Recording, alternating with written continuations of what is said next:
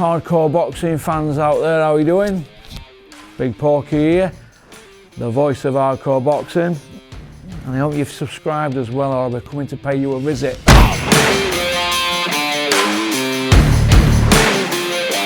Hello people, I'm Dave Courtney and you're watching Porky's Corner, the voice of hardcore boxing. Now watch it.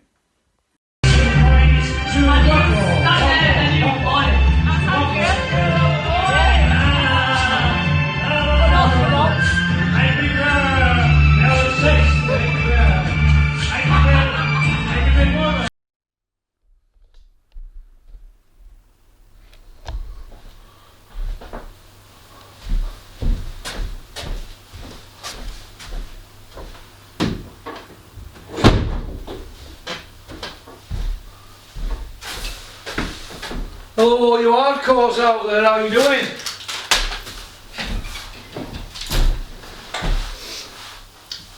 Big P here from Porky's Corner, the voice of hardcore boxing. But then again, you already know that, don't you? Because that's why you've tuned in. So we say the things on here that nobody dare say. Isn't that right, Coogan?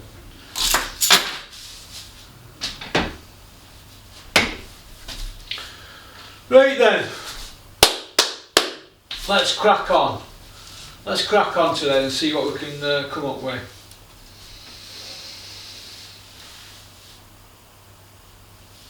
I heard Dennis's show at Magna was a bit of a disaster.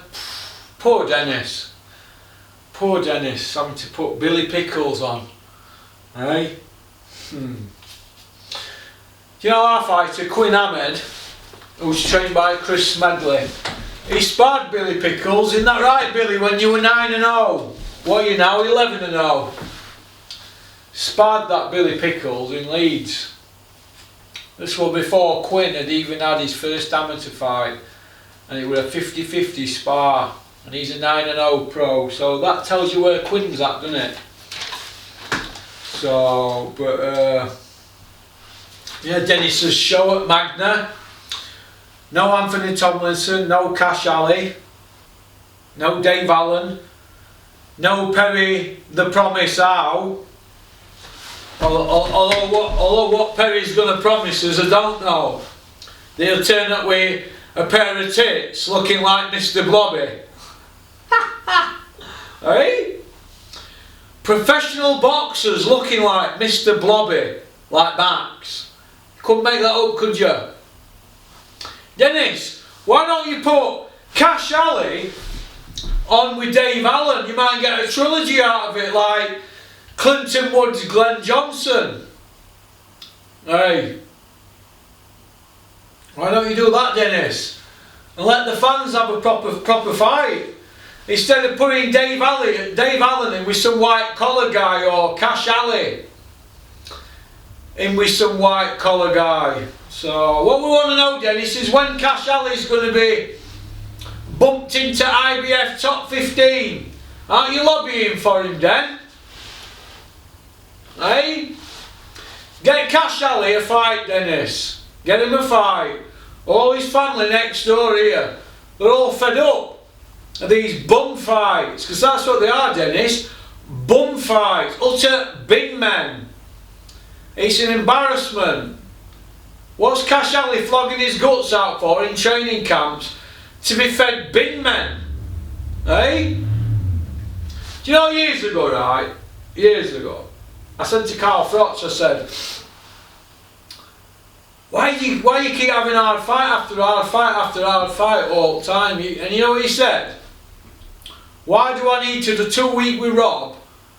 Sorry, 2 week on my own and 12 week with Rob McCracken. 14 week training to fight a knockover. It's defeating the object, isn't it? And that's how he looked at it. It's true story, that. True story. And before he fought Pascal, Carl Froch, before he fought John Pascal for vacant belt, number 1 and number 2 round, because Calzaghe vacated, he'd been in with Robin Reed and Brian McGee, world champions. So, been in with them two. and won his British outright and had loads of defences at Commonwealth. Learnt his craft. What have we got now? We've got people like Lee Purdy thrown in against the Wolves and other guys, Rocky Fielding, you know, Conor Benn will be next. You know, these people are not learning the crafts. Go and learn your job. And then when you're ready, we'll let you off the lead for a world title. Not because it's a fast book for Eddie Hills, the 5-0 Iceman from Billericay, free by way of, but no footage. Oh yeah, we have got footage. We've got footage against Spotty Fat Frank, haven't we? So, look at these shows here, right? Look at Billy Pickles. What's the other guy called? Levi Giles, is it? He's 12-0. Billy Pickles is 11-0. Between pair of them, go and have a look on box rate. I don't think either of them have beat a guy with a winning record. 12-0, 11-0. This is what's happening with fighters now. They're padding the records out and learning jack shit. And then they're going in with people that can fight and they're getting blown away. This is not boxing. They're not learning the crafts. What do I know? What do I know? I mean, look at Tommy Frank. Tommy Frank's just got bashed up by Craig Derbyshire. Bashed up. They're giving him a draw. Tommy wasn't ready for that fight. He's not seasoned. Well, who's Tommy's best win? Who's Tommy Frank's best win? Tommy Frank's lost 5 fights, but they gave one as a draw the other day. He's had 2 hometown decisions while I was sat ringside, and then he got beat 2 other times. So he's got 5 defeats out of 18 fights. Fighting for a British coming off 2 losses. Go and read the Green Book. Can't fight for a British title coming off 1 loss, unless you have to go in front of the board. Tommy Frank was coming off 2 losses and didn't go in front of the board. So it's tail wagging dog at promoters telling board what to do.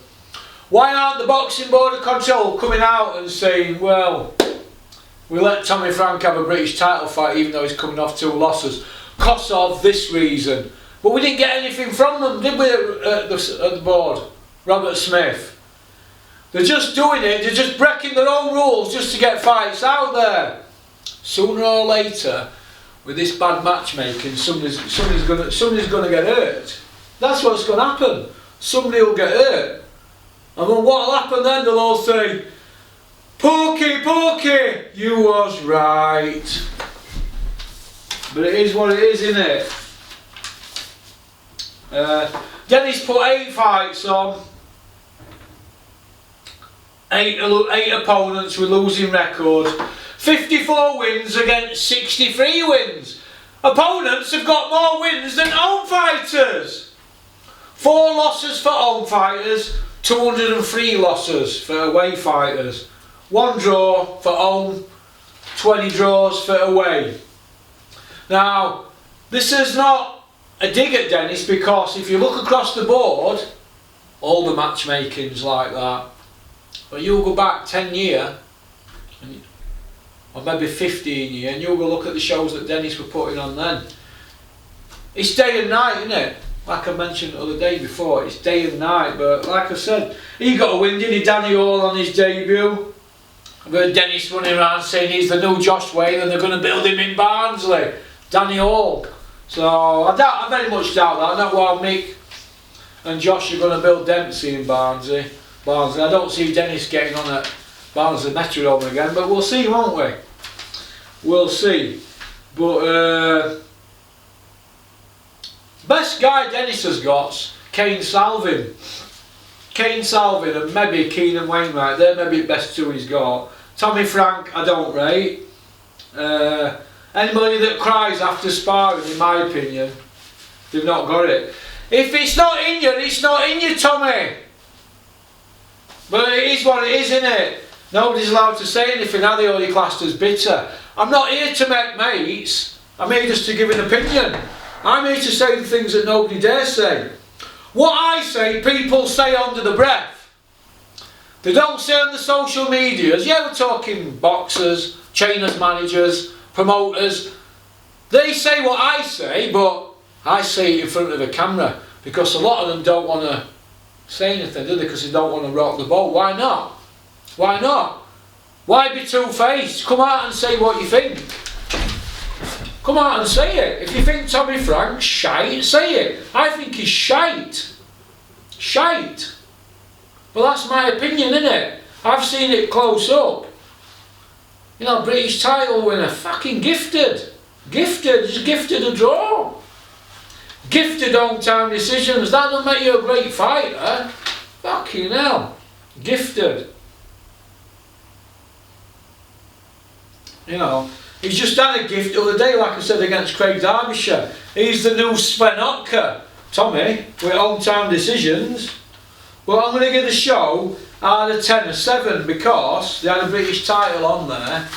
And it's hard putting shows on at the moment, coming off the back of the pandemic, so I'm going to give it a 7. But other than that, it didn't really do anything for me. I want to know what's happening with Dave Allen and Cash Ali, that's what I want to know. Are they going to fight, yes or no? Or are they just going to keep going around houses and paying everybody lip service and just putting on utter garbage? Garbage. Alright? Dennis has got a problem with this video. You know where my office is, Dennis, don't you? You're more than welcome to pop round anytime you want. I think that's about it, really. We've got a training session now. Peace out, keep on trucking, keep sporting boxing. Big shout out to Peter Fury. Thank you for your message yesterday. Hope you're well, mate. Thanks for your call, Frank Smith at Bury. Hope you're well. Booyaka! It has been quite an incredible couple of years for Rachel Blackmore, hasn't it? Can she do it again tomorrow? Well, with us is a man we can ask, and that's betting expert Adam Smith. Let's start with Rachel Blackmore and Manila Times. What are their chances of winning tomorrow? Well, the chances are about 9 to 1. Manila Times has been very popular with the betting public already this week, and that could continue into tomorrow. And Manila Times could actually go a favourite for this year's renewal, despite carrying £15 more than Manila Times carried last year. So it's got a tougher task, but everything Rachel Blackmore touches at the moment turns to gold, including the Gold Cup at Cheltenham last month, and you wouldn't put it past her going back-to-back and winning again. It would be an incredible story for the rest of us, but I'm guessing not the best result for the bookies. Yeah, it's a bit like saying Manila Times has been popular all week. It's continued today and could well go off favourite, but there's all sorts of different gambles that are going to go on, and it's a very popular event betting-wise, the most popular in the world and definitely in the UK, so Manila Times could well go off favourite. So talk us through some of the other stories then, some of the other favourites. Who should we be looking out for tomorrow? Yeah, so the top of the market's dominated by the Irish trained horses at the moment. They've got 3 of the 4 favourites at the top of the market. They're around 9 to 1 each. They trained the first 5 home last year, the Irish, so very much Irish dominated. But the UK standout hope is Snow Leopardess. And Snow Leopardess is actually a female horse, and a female horse hasn't won the National since 1951. And the story behind Snow Leopardess is amazing. This horse actually retired from racing, was injured, went away, had a baby foal, and has come back to racing and could well have a favourites chance in the National and win tomorrow. Wow, and this is also the first Grand National since the death of Trevor Hemmings, the owner from Lancashire, who bred actually 3 Grand National winners here over 30 years association. He will be very sadly missed, but he will be represented here tomorrow. Yeah, well, he's already actually represented at the racecourse. There's a bar named after Many Clouds, his most recent winner. And Cloth Cap went off favourite for the Grand National this year, didn't make it very far round, and frankly hasn't done a lot on the form book since, but the unique test of the Grand National can bring out some strange results, and Cloth Cap is around 25 to 1. Trevor Hemmings has also got another runner in the race that is around 66 to 1, so look out for those colours, the famous white and green colours, as you're scrolling through your race card. And just briefly, I know that the bookies can be cast as the panto villains because they take our money off us every year, but it must have been tough for some of these independent bookmakers not being able to come down here for the last couple of years. What's it like for them this week? They must be buzzing. Well, it's been really good to have crowds back. Obviously at Cheltenham, the rail bookmakers were reporting record turnover and interest. The crowds have been buzzing, and that's continued over into Liverpool and at Aintree this week. The Tote have been reporting record turnover as well, so they're just happy to have the fans back, and there's some good results in the book and there'll be some bad results in the book as well, and it could be Rachel Blackmore again. Adam, thanks so much for joining us. Hopefully that's helped you pick a winner for the Grand National this year. Pop, pop, bang! on the floor, end of, give me them belts back where you stole them, you bum. And that's it.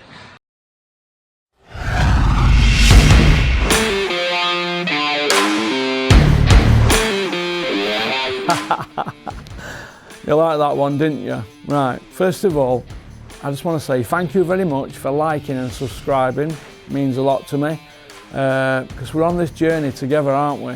So anybody got any ideas for the channel, fire them over to me, porkycorner@mail.com. Alright? Shout out to Innovation Alloys and South Yorkshire Packaging. Alright? Don't forget to subscribe, keep on trucking.